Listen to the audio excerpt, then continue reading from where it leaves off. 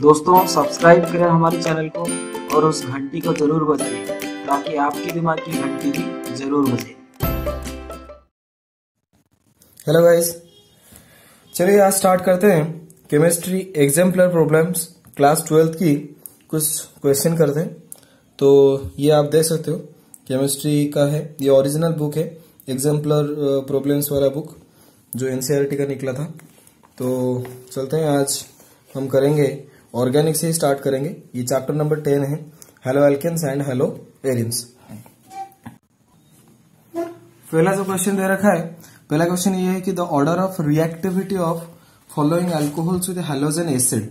तो यहाँ पे अल्कोहल दे रखा है, ये एक अल्कोहल, ये और ये, तो इसकी रिएक्टिविटी पूछा है। तो आप एनसीईआरटी में देख सकते हो, वहां पे halo alkane hello Erin chapter में लिखा हुआ है कि अल्कोहल जो होती है उनकी ऑर्डर ऑफ रिएक्टिविटी जो होती है वो होता है 3 degree greater than 2 degree greater than 1 degree. तो 3 डिग्री ग्रेटर देन आता है 2 डिग्री ग्रेटर देन 1 डिग्री। तो ये जो अल्कोहल है ये आपका 1 डिग्री अल्कोहल है, और ये जो अल्कोहल है ये आपका 2 डिग्री अल्कोहल है, और ये जो अल्कोहल है तो 3 डिग्री। तो ये सबसे ज्यादा रिएक्टिव होगा। उसके बाद ये तो सी ग्रेटर देन आ जाएगा, बी ग्रेटर देन आ जाएगा आपका ए।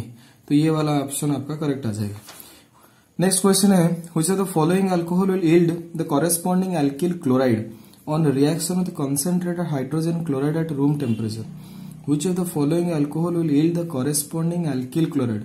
वही अल्किल मतलब वही OH हट जाएगा, OH हट के वहीं पर क्या लग जाएगा, क्लोरीन लग जाएगा। Reaction with concentrated HCl at room temperature. देखिए कोई भी आप अल्कोहल में अगर आप डालते हो, जैसे कि ये मैं बोल देता हूं RCH2OH, तो यहाँ पे जब आप HCl डालते हो तो क्या होता है कि ये OH तो हट जाता है, ठीक है, और यहाँ पे जो न्यूक्लियोफाइल होती है ये CH2Cl जाके लग जाता है, क्योंकि अल्कोहल जो होता है ये न्यूक्लियोफिलिक सब्स्टिट्यूशन रिएक्शन यहाँ पे शो होगा, न्यूक्लियोफाइल जाके सब्स्टिट्यूट करके बैठ जाएगा। तो यहाँ पर क्या होता है, पहले जब OH माइनस चला जाता है तो यहाँ पर ये आपको मिल जाएगा RCH2 प्लस, दिस इज आपका क्या बन जाता है, आपका इंटरमीडिएट कार्बोकाटन। तो दिस इज इंटरमीडिएट कार्बोकाटन।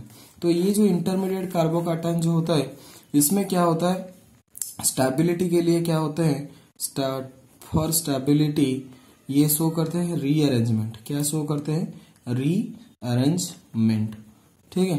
तो जो रीअरेंजमेंट होने के बाद जो स्टेबल इंटरमीडिएट होता है, जो स्टेबल इंटरमीडिएट आपका बनता है, वही स्टेबल इंटरमीडिएट आगे जाके आपको क्या बना के देगा, प्रोडक्ट बनाकर देगा।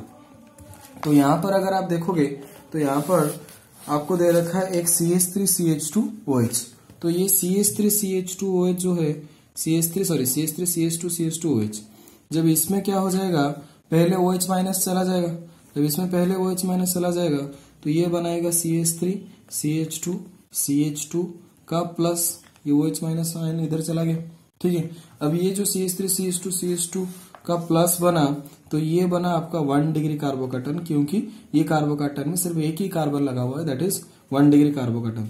तो 1 डिग्री कार्बोकाटन से ज्यादा स्टेबल जो होता है दैट इज होता है 2 डिग्री, या तो फिर क्या होता है 3 डिग्री। तो इसमें से ज्यादा स्टेबल कार्बोकाटन हम इसको अगर बना सकते हैं तो इसको बनाएंगे। तो यहाँ पर अगर मैं इसको ऐसे लिखूं CH3CH इधर H और ये बन जाएगा आपका CH2 प्लस।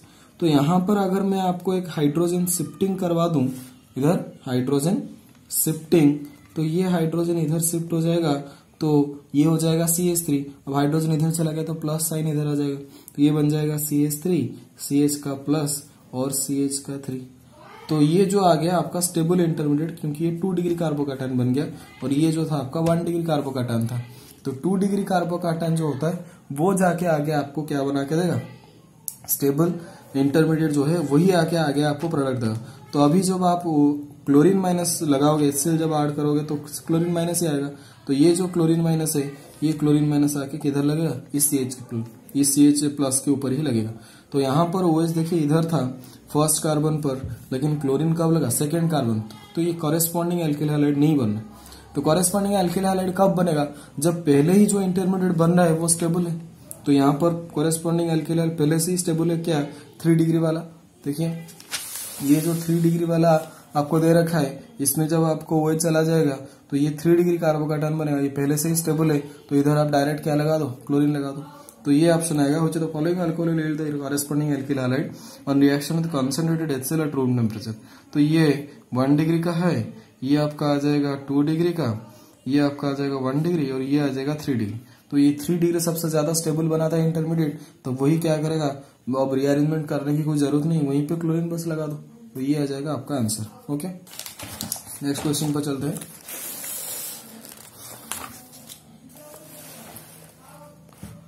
तो ये आ गया आपका next question, identify the compound Y in the following reaction. ये लगा रखा है आपका एनिलिन, एनिलिन में आपने डाला NaNO2 plus HCl 273 to 278 kelvin, ये बनाया benzene diazonium chloride. Benzene diazonium chloride में क्यूप्रोस क्लोराइड डाला, तो ये तो आपको पता है सैंड में रिएक्शन होता है, तो इसमें अगर क्यूप्रोस क्लोराइड डालते हो तो ये क्लोरीन जाके इधर लग जाता है, तो क्लोरोबेंजीन बनाता है, फिर आपका बनता है N2। तो क्लोरोबेंजीन कहाँ गया, ये आपका आ गया क्लोरोबेंजीन, तो ऑप्शन ये आ जाएगा। Next, toluene reacts with halogen in the presence of iron 3 chloride giving ortho and para halo compounds, the reaction is gas।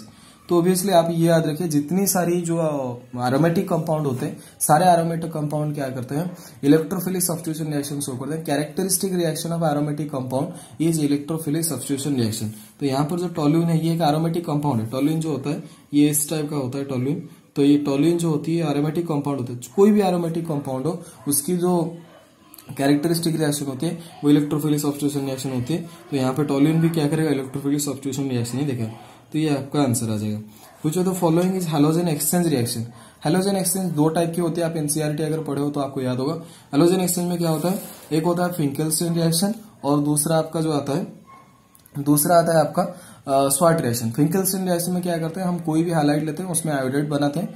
जैसे कि आप अल्किल हैलाइड ले लिया, अल्किल ब्रोमाइड ले लिया, उसमें अगर आयोडाइड बनाना चाहते हो तो वो क्या करते हैं, सोडियम आयोडाइड और ड्राई एसीटोन डालते हैं। जैसे कि ये वाला हो गया RX में, अगर आप सोडियम आयोडाइड डालते हो तो ये बनाएगा अल्किल आयोडाइड, तो कोई भी क्लोराइड ब्रोमाइड से आप आयोडाइड बना सकते हो। ये आ गया फिंकेल्स्टीन रिएक्शन।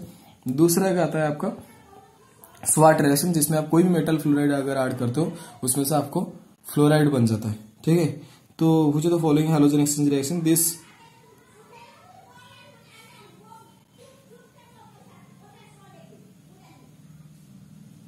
तो ये आ जाएगा आपका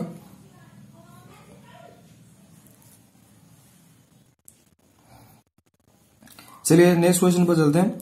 which reagent will use for the following reaction. तो ये जो रिएक्शन आपको दे रखा है, यहाँ पर दे रखा है कि CH3 CH2 CH2 से मतलब N ब्यूटेन है, N ब्यूटेन को कन्वर्ट किया है, फर्स्ट नंबर पर क्लोरीन और सेकंड नंबर पर क्लोरीन लाके लगा दिया। तो यहाँ पर ये है अल्केन, मतलब हाइड्रोकार्बन। इस हाइड्रोकार्बन पर आपने क्या किया, क्लोरीन लगाया, एक हाइड्रोजन को रिप्लेस किया और क्लोरीन लगाया। तो जो अल्केन होती है ये हैलो अल्केन की हैलोजिनेशन, मतलब हैलोजिनेशन ऑफ अल्केन है। तो हैलोजिनेशन ऑफ अल्केन करने से आपका हैलो अल्केन बनता है। तो ये जो रिएक्शन होती है इन प्रेजेंस ऑफ क्लोरीन और यूवेलाइट के प्रेजेंस में ये रिएक्शन किया जाता है। आपको सब पता ही है आंसर। तो ये बहुत एक इजी क्वेश्चन था, इसमें से कोई इतना प्रॉब्लम नहीं था। नेक्स्ट जो है, arrange the following compound in increasing order of the density. Density के इंक्रीजिंग ऑर्डर में आप इसको सजाओ। तो डेंसिटी जो होती है डिपेंड करता है मास डिवाइडेड बाई वॉल्यूम। तो जितना ज्यादा मास आ जाए उतना डेंसिटी आ जाएगी। तो इधर जो एक है बेंजीन, एक क्लोरोबेंजीन, एक डाइक्लोरोबेंजीन, एक 1 ब्रोमो 3 क्लोरोबेंजीन। तो यहाँ पर इसकी जो आ जाएगी डेंसिटी ये ज्यादा आ जाएगी। D ग्रेटर देन आ जाएगा आपका C greater than B greater than A। तो D greater than C greater than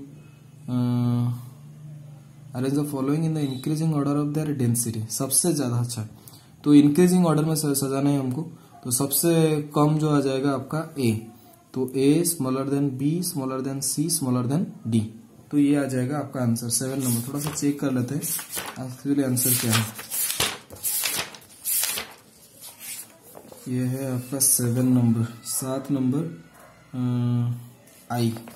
A smaller than B smaller than C smaller than D। क्योंकि यहाँ पर क्लोरीन नहीं है, यहाँ पर 2 क्लोरीन, यहाँ पर एक ब्रोमीन है, तो मास इसकी सबसे ज्यादा आ जाएगी तो डेंसिटी इसकी सबसे ज्यादा, और इसमें यहाँ पे मास सबसे कम तो डेंसिटी भी क्या आ जाएगा, सबसे कम आ जाएगा आपको। ठीक है, तो नेक्स्ट आ जाएगा arrange the following in increasing order of their boiling point. तो यहाँ पर बॉइलिंग पॉइंट का इंक्रीजिंग ऑर्डर आप देखोगे तो बॉइलिंग पॉइंट जो होता है डायरेक्टली प्रोपोर्शनल टू होता है molar mass. Boiling point directly proportional to molar mass.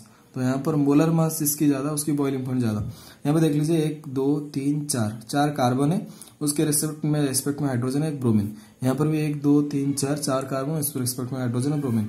1 2 3 4 4 carbon, उसके रिस्पेक्ट में हाइड्रोजन है और एक ब्रोमीन। तो हर एक का मोलर मास यहाँ पे देखोगे तो सेम है। तो अगर मोलर मास सेम आ जाता है तो बॉइलिंग पॉइंट जो होता है that is inversely proportional to side chain. तो जितनी साइड चेन आपका ज्यादा आ जाएगा, यहाँ पे देखिए साइड चेन, यहाँ पे ये अगर मैं पेरेंट चेन इसको ले लूं तो यहाँ पे साइड चेन में 2 आ गए, यहाँ पे अगर पेरेंट चेन में इसको ले लूं तो साइड चेन में 1 आ गया, यहाँ पे इसको अगर पेरेंट चेन में, इसका कोई साइड चेन नहीं। तो साइड चेन जब ज्यादा हो जाता है, यहाँ पे 2 साइड चेन यहाँ पे, तो इसमें क्या होता है कि मॉलिक्यूल की साइज कम हो जाती है। उस मॉलिक्यूल की साइज अगर कम हो जाएगी तो उसकी वैन डर वाल्स फोर्स भी क्या हो जाएगा, कम हो जाएगा। तो वैन डर वाल्स फोर्स अगर कम हो जाए तो बॉइलिंग पॉइंट भी क्या हो जाएगी, कम हो जाएगी। तो ये सबसे कम बॉइलिंग पॉइंट जो है तो इसकी आ जाएगी सबसे ज्यादा बॉइलिंग पॉइंट ये। तो इंक्रीजिंग ऑर्डर में अगर लिखना है तो सी का सबसे कम बॉइलिंग पॉइंट, उससे ज्यादा आ जाएगा आपका ए, उसके बाद बी। तो 8 नंबर का जो आंसर है ये III आ जाएगा, सी smaller than a smaller than B. B का सबसे ज्यादा बॉइलिंग पॉइंट आएगा क्योंकि ये स्ट्रेट चेन है, इसमें साइड चेन नहीं है। In which of the following molecules carbon atom marked with asterisk is a asymmetrical, मतलब ऑब्वियसली वो कायल पूछ रहे। सी स्टार जो होता है कायरल कार्बन होते हैं। यहाँ पर देखिए, यहाँ पर एक ब्रोमीन है, क्लोरीन, एक हाइड्रोजन, आयोडीन। तो सारे 4 जो एटम है वो चारों के चारों एटम बिल्कुल डिफरेंट है। तो ये बन सकता है। यहाँ पर भी आप चारों के चारों एटम डिफरेंट है। यहाँ पर C2H5, CH3, OH, ये भी चारों के चारों डिफरेंट है। लेकिन यहाँ पर 2 हाइड्रोजन सेम आ गया। तो अगर कोई भी मतलब 4 एटम सेम नहीं है या फिर ग्रुप सेम नहीं है तो वो आप एसिमेट्रिकल व कायरल नहीं बोल सकते। तो यहाँ पे कायरल जो आएंगे ए हो जाएगा, बी हो जाएगा और आपका सी भी हो जाएगा। नेक्स्ट क्वेश्चन देखते हैं। नेक्स्ट क्वेश्चन जो है हमारा वो है which of the following structure is enantiomeric with molecule A. तो इसका एनांसियोमर बताइए। तो ये दे दिया आपको, यहाँ पर ये वेज डैश स्ट्रक्चर है। ये आपका वेज में ब्रोमीन लगा है और डैश पर मिथाइल ग्रुप लगा है और ये एक C2H5 और हाइड्रोजन जो है वर्टिकल लाइन पर लगे हैं। तो क्वेश्चन थोड़ा सा देख लेते हैं एक्चुअली क्या दे रखा है। अच्छा, तो ये आपको क्वेश्चन दे रखा है, इधर ऑप्शन दे रखा है, इसकी एनांसियोमर बताइए। ओके, तो ये है which of the following structure is enantiomer with molecule A. A से ए के साथ कौन सा मॉलिक्यूल जो है वो एनांसियोमर बनाएगा।